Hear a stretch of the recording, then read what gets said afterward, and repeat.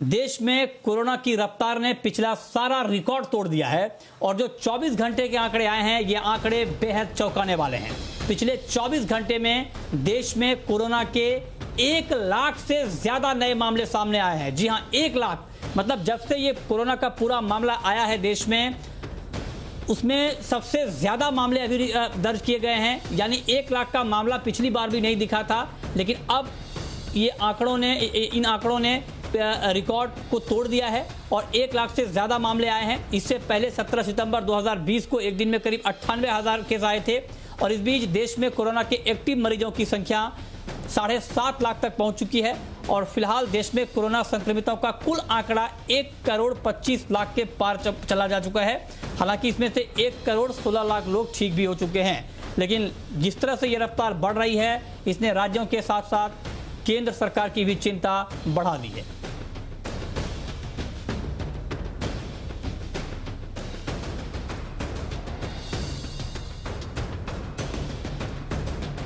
और कोरोना से सबसे बुरा हाल महाराष्ट्र का है। हर दिन रिकॉर्ड तोड़ने के मामले में महाराष्ट्र लगातार नंबर 1 पे है और पूरे देश में जो आंकड़े आ रहे हैं उसमें से 55% से ज्यादा मामले सिर्फ और सिर्फ महाराष्ट्र के हैं और इसीलिए महाराष्ट्र में मिनी लॉकडाउन का ऐलान कर दिया गया है। राज्य में वीकेंड और रात में लॉकडाउन लगाने का ऐलान किया गया है। राज्य में 30 अप्रैल तक ये सख्ती बनी रहेगी।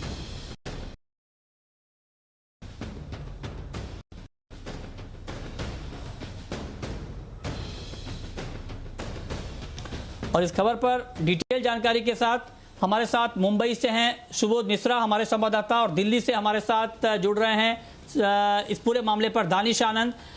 सुबोध, सबसे पहले मैं आपके पास आना चाहूंगा। महाराष्ट्र सरकार ने कई सख्तियों का ऐलान किया है जिसमें रात को नाइट कर्फ्यू से लेकर के और वीकेंड का लॉकडाउन तक शामिल है।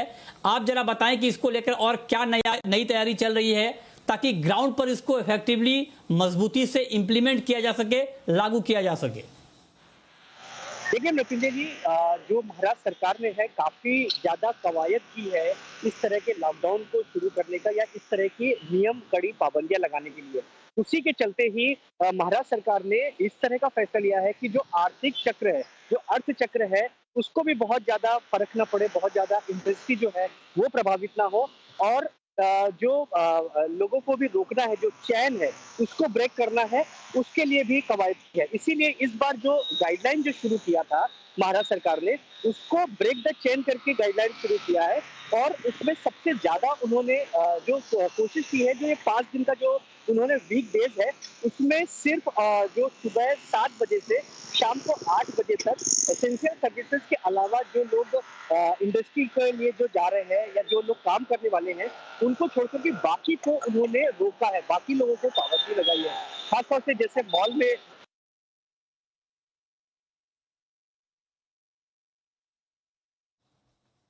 जी, तो ये आपने बताया कि ब्रेक द चेन, ये महाराष्ट्र सरकार ने एक मुहिम चलाई है कि कैसे कोरोना की इस चेन को तोड़ा जाए और इसीलिए अलग अलग तरह की सख्तियों का ऐलान किया गया है। अब चलते हैं दिल्ली और दिल्ली से हमारे संवाददाता दानिश आनंद इस वक्त हमारे साथ जुड़े हैं। दानिश, आप बताइए कि 1 लाख के पार चले गए हैं कोरोना के नए मामले, एक दिन के आंकड़े जो आए हैं 24 घंटे के, तो इस पर अब केंद्र सरकार का क्या रिएक्शन है? अंदर खाने केंद्र की तरफ से क्या तैयारी चल रही है? देखिए, आज इंडिया में 1 लाख के ऊपर केसेस रिपोर्ट करे गए हैं और अर्लियर पीक से अगर हम कंपेयर करें तो उसके बाद भी जो सेकंड पीक है तो अभी तक हाईएस्ट फिगर्स रिपोर्ट करे गए हैं। सरकार भी इस समय पूरी तरह से सतर्क है। कल जो हर्षवर्धन जो हमारे हेल्थ मिनिस्टर है वो 11 स्टेट के हेल्थ मिनिस्टर्स और यूटीज के जितने भी हेल्थ मिनिस्टर्स हैं उनसे वो मिलेंगे, वर्चुअली इंटरेक्ट करेंगे और कल एक स्ट्रैटेजी हम सरकार की तरफ से आते हुए एक्सपेक्ट कर सकते हैं कि आने वाले समय में किस तरह से इस कोविड की चेन को रोका जा सकता है, कैसे इन केसेस कम किया जा सकता है। क्योंकि अगर हम ओवरऑल फिगर्स की अगर हम बात करें तो अभी भी बड़े ऐसे राज्य जैसे कि महाराष्ट्र हो गया, कर्नाटका हो गया, तमिलनाडु, दिल्ली और आंध्रा, ये ऐसी मेजर स्टेट्स हैं जहां से ज़्यादा मेजर केसेस आ रहे हैं और हर स्टेट का अगर हम देखें तो जो पिछले साल के से आप कंपेयर करेंगे इस साल को, तो एक हर स्टेट में नया रिकॉर्ड ब्रेकिंग फिगर आया जा रहा है और सरकार भी इसको रोकना चाहती है, लेकिन इसको रोकने के लिए गवर्नमेंट का एक तरफ वैक्सीनेशन ड्राइव की शुरुआत हो चुकी है। सरकार भी तरफ से पूरी प्रयास कर रही है कि लोग जो भी 45 साल की उम्र से ऊपर हैं वो अपने घरों से बाहर निकलकर वैक्सीनेशन के लिए जाएं, ताकि एक तरह से जो पॉपुलेशन ईयर मार्क्ड है वैक्सीनेशन के लिए उनको दिया जा सके, ताकि जो गवर्नमेंट का लॉन्ग डिस्टेंस विजन है एक हर्ड इम्यूनिटी बनाने का, उसके लिए ये आगे जाके पॉसिबल हो पाए। लेकिन सरकार भी अपनी तरह से पूरी तरह से और सतर्क हो गई है। लेकिन जो आंकड़े अभी आए हैं, अगर हम आंकड़ों को देखें तो रिकवरी रेट भी अभी गिर चुका है। पहले रिकवरी रेट काफ़ी स्ट्रॉन्ग होता था, 98% के आसपास होता था, लेकिन पिछले कुछ दिनों में हाईएस्ट केसेस के इतने ज़्यादा केसेस आने के बाद रिकवरी रेट में भी कमी आ गई है। उसी तरह जो डेथ रेट है, डेथ रेट में भी एक सडन इंक्रीज़ हो रहा है। और खासकर हम दिल्ली की बात करें तो दिल्ली में भी कल 4000 के ऊपर केसेस रिपोर्ट करे गए हैं और कल जितनी डेथ्स रिपोर्ट करी गई हैं उसको आप पिछले महीने के कंपैरिजन में करोगे तो 50% डेथ पिछले 24 घंटे में दिल्ली में रिपोर्ट करी गई हैं। जहाँ तक दिल्ली की बात आती है, आज दिल्ली के हेल्थ मिनिस्टर ने भी साफ कर दिया है कि सरकार अपने और सतर्क होगी आने वाले समय में, और कंटेनमेंट जोन्स तो सरकार बनाएगी, लेकिन और इस स्प्रेड को और रोकने के लिए सरकार माइक्रो कंटेनमेंट जोन्स बनाने का भी प्लान बना रही है, जहाँ पे कम केसेस होंगे और वो केसेस आगे जाके ना बढ़े। इसके लिए सरकार अब माइक्रो कंटेनमेंट जोन बनाने की भी अपनी तरह से पूरी प्रयास कर रही है। ओके, हाँ चलिए, बहुत शुक्रिया दानिश आपका और सुबोध आपका ये ग्राउंड रिपोर्ट हम तक पहुंचाने के लिए। और अब हमारे साथ ICMR नेशनल टास्क फोर्स के चीफ डॉक्टर NK अरोड़ा इस वक्त जुड़ रहे हैं। सर बहुत बहुत स्वागत है आपका जी बिजनेस को वक्त देने के लिए। मेरा पहला सवाल आपसे ये होगा कि 1 लाख के पार चले गए हैं आंकड़े 24 घंटे के, तो ICMR ने और क्या सुझाव दिए हैं कि इस रफ्तार को रोका जाए, क्योंकि महाराष्ट्र सरकार ने अपने लेवल पर प्लानिंग की है, लेकिन ओवरऑल एक नेशन वाइड प्लानिंग के लिए आप लोगों ने क्या सुझाव दिए हैं सरकार को? धन्यवाद मेरे को आमंत्रित करने के लिए।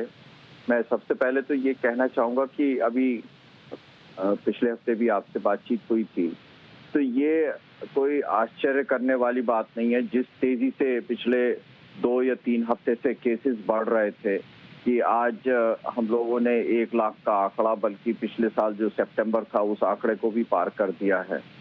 और इसका मुख्य कारण, जैसे कि प्रधानमंत्री जी ने भी अभी कल या परसों बातचीत कही है, और उसका मुख्य कारण है कि हम लोगों ने कोरोना को बहुत हल्के से ले लिया है और जो साधारण से जो कारण हैं उनको हम पूरा नहीं कर पा रहे हैं। और वो ये है कि जो कोरोना अप्रोप्रिएट बिहेवियर, खास तौर पे मास्क पहनना, चाहे मैं काम करने जाऊं, चाहे मैं बाजार जाऊं, चाहे मैं किसी भीड़ भाड़ वाले इलाके में मेरे को जाना होता है, अगर मैं मास्क पहने रहता हूं तो वो एक सबसे कारगर तरीका है इस टू ब्रेक द चेन। अभी आपने जो वर्ड यूज किया, to break the chain of the virus, ये केवल वो तरीका है। और उसके साथ साथ जो प्रायोरिटी वाला ग्रुप है वो वैक्सीन लगवाते रहे, और इसी की दिशा में जो है सारा का सारा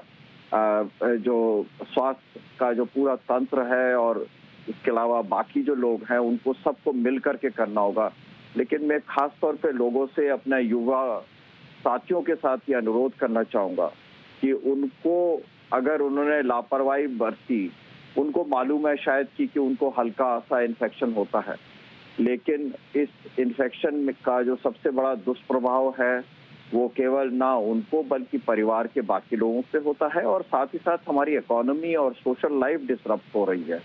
तो सबको मिल करके ये करना होगा, और यही एक राष्ट्रीय नीति है कि इस समय हम तेजी से इसको पालन करें, कोरोना अप्रोप्रिएट बिहेवियर को। और दूसरा, जिससे कि कंप्लीट लॉकडाउन की नौबत नहीं आए। दूसरी चीज ये है कि जो सर्वेलेंस है कि अगर कोई म्यूटेंट वायरस है तो उसको तुरंत पकड़ा जा सके, उसमें भी तेजी और चुस्ती लाई गई है। और अगर कोई ऐसा वेरिएंट इस वायरस का मिलता है तो उसको भी देखना पड़ेगा कि उसका कैसे इंतजाम किया जा सके। लेकिन मुख्यतः हम सब लोगों को मिलकर के कोरोना अप्रोप्रिएट बिहेवियर है, यही एक तरीका है। खास तौर पे मास्क लगाना, और 45 साल से ऊपर वाले मास्क के साथ साथ अपना टीका भी लगवाएं। ये मैं यहाँ पर एक चीज और बताना चाहता हूँ। एक छोटा सवाल, जो व्यक्ति एक दीपक, एक की मेन बात यह है कि अगर मैंने टीका लगाया तो टीका लगने से मेरा संक्रमण की संभावना कम नहीं होती है, मेरी बीमारी की संभावना कम होती है। तो हम ये सोचे कि हम सबको टीका लगा दे तो उससे काम चल जाएगा, नहीं। अगर मैंने कोरोना अप्रोप्रिएट बिहेवियर नहीं किया तो वो जो वायरस का प्रसार है वो नहीं रुकेगा। तो वायरस का प्रसार रोकने के लिए कोरोना अप्रोप्रिएट बिहेवियर के अलावा कोई रास्ता और नहीं है। ओके, एक संक्षेप में सर 30 सेकंड में आपका जवाब चाहूंगा। चूंकि रफ्तार बहुत तेजी से बढ़ी है कोरोना की, मैं आपसे ये समझना चाहता हूं कि रफ्तार तो बढ़ी है, लेकिन क्या ये खतरनाक भी पिछले वेरिएंट के मुकाबले ज्यादा है, या भले ही रफ्तार बढ़ी हो लेकिन अभी भी रिस्क बहुत ज्यादा नहीं है? इस पर सर क्या कहेंगे आप 30 सेकंड में? देखिए, रफ्तार बढ़ी है, ये सौभाग्य की बात है कि ये ज्यादा हमारे लिए सीरियस बीमारी पैदा नहीं कर रहा है, ये बड़ा क्लियर है। ये बीमारी ज्यादा सीरियस हमारे लिए नहीं पैदा कर रहा है, तो ये एक तरीके से सुखद समाचार है। लेकिन अगर हम इसी बहाने रहे तो ये ठीक नहीं रहेगा। पहले लगभग 1.4, 1.5 मृत्यु दर था, अब 1% के आसपास मृत्यु दर है। लेकिन इससे प्रसन्न होने की जरूरत नहीं है, उससे केवल यूं कहिए कि there is a sense of satisfaction कि वायरेंट या कोई बहुत खराब वायरस इस समय नहीं घूम रहा। लेकिन उसके बावजूद जो है हमें उस बारे में बिल्कुल ही सचेत और सतर्क रहना होगा कि कोई ऐसा वायरस ना आ जाए जिससे कि मृत्यु का आंकड़ा भी बढ़ जाए।